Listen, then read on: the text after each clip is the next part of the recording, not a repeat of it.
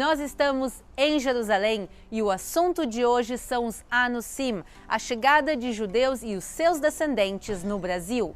Vocês sabiam que tem muitíssimos descendentes judeus no Brasil?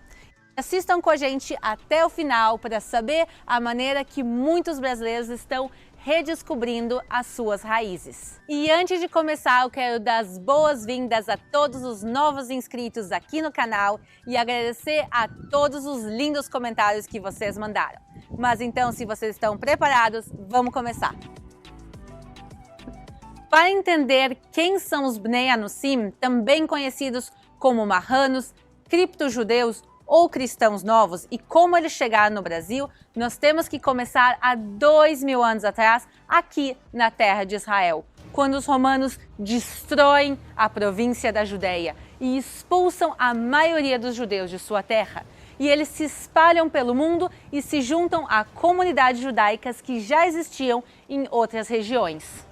E na Península Ibérica, hoje Espanha e Portugal, se cria uma das comunidades judaicas mais importantes do mundo.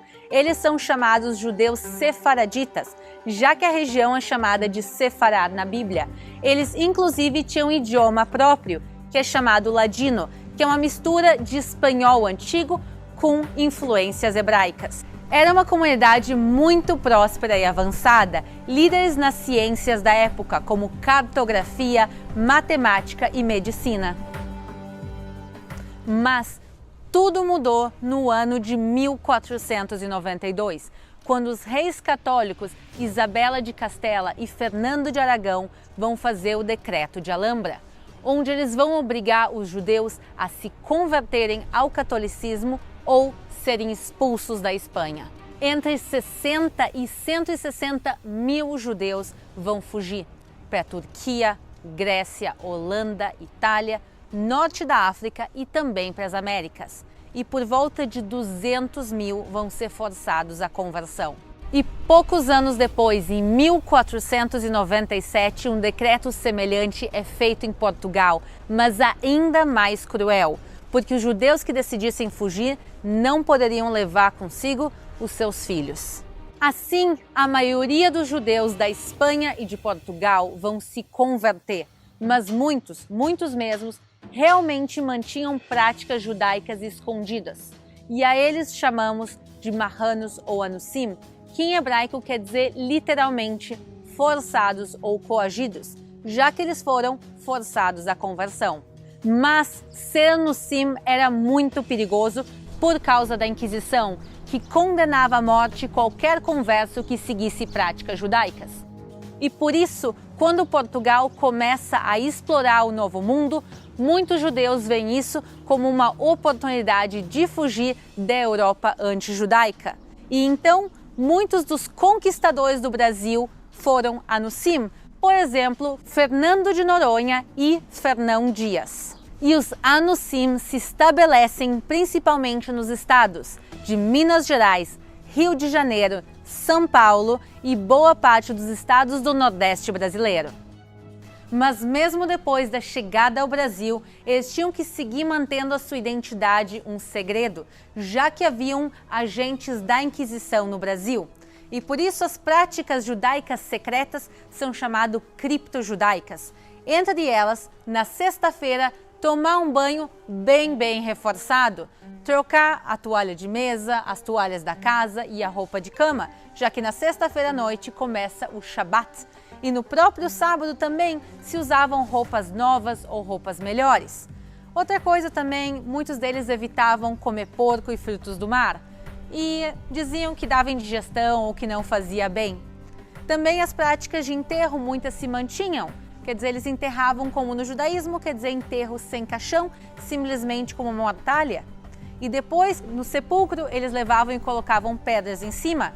Na hora que se saía do cemitério, se lavava a mão. E muitos seguiam também praticando a circuncisão, que a gente chama em hebraico de Brit Milá. Mas a tradição que eu acho a mais interessante de todas é a maneira que se varria a casa, que se varria das pontas do quarto para o centro, e não do centro para fora, como a maior parte das pessoas faziam. Por que isso? Porque nas casas judaicas existe uma coisa que se chama mezuzá, que é um pequeno objeto que se coloca no umbral da porta e dentro dele pergaminhos com versículos bíblicos. E muitos judeus, quando passam por ela, muitas vezes tocam. Apesar de os anusim não colocarem a mezuzá na porta, porque esse é um indicativo muito claro de judaísmo. Por exemplo, aqui nessa casa que a gente está passando, a gente consegue ver a mezuzá e a gente sabe que é uma casa judaica. Os anusim não tinham a mezuzá, mas eles varriam sem passar sujeira pela porta da frente da casa, por uma questão de não passar a sujeira onde deveria ficar a mezuzá mesmo. E também eles mantinham casamentos consanguíneos. Isso quer dizer que eles casavam dentro da família ou com outros bnei anusim. Hoje em dia nós sabemos que boa parte do Brasil foi colonizada por anusim. E a gente tem muitíssimos, mas muitíssimos mesmos de bnei anusim. Isso quer dizer os descendentes dos anusim. E uma pergunta que eu recebi muito no último vídeo aqui no canal, que foi o vídeo das tribos de Israel, é: como saber se eu tenho descendência judaica ou de bnei anusim? E é sobre isso que a gente vai falar agora. Então vamos lá. Um dos indicativos dos descendentes dos anusim são seus sobrenomes. Um exemplo são sobrenomes de animais, como leão ou também o sobrenome pinto. Além de cordeiro, galvão, falcão, ovelha, lobo.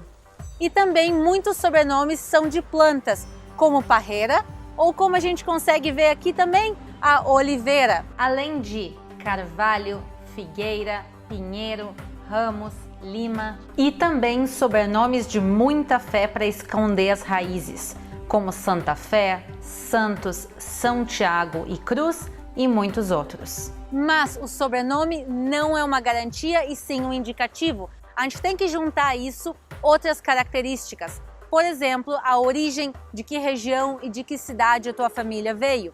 E também, o mais importante são as tradições cripto-judaicas dentro da família. Além das tradições que a gente já falou antes, também tem outras, por exemplo, acender as velas na sexta-feira ou acender 8 velas no Natal. Por que 8 velas? Porque no final do ano, nessa época de dezembro, tem a festa judaica de Hanukkah, que se acendem 8 ou 9 velas.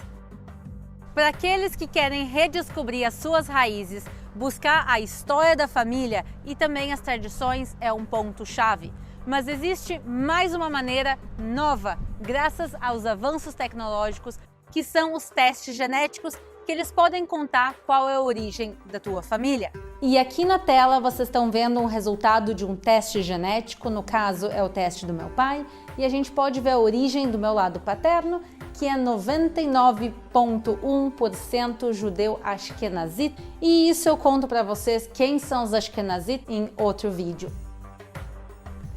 Pessoal, o vídeo de hoje é um pequeno resumo desse assunto tão importante e tão pouco comentado no Brasil. Se vocês querem uma segunda parte para ele, comentem aqui as perguntas de vocês. Além disso, na descrição do vídeo eu vou deixar a lista de sobrenomes anusim e também algumas fontes de informação. E aproveitando que vocês estão lá embaixo, se inscrevam no canal, deixem aquele like e um beijo para todo mundo aqui de Jerusalém e a gente se vê na próxima.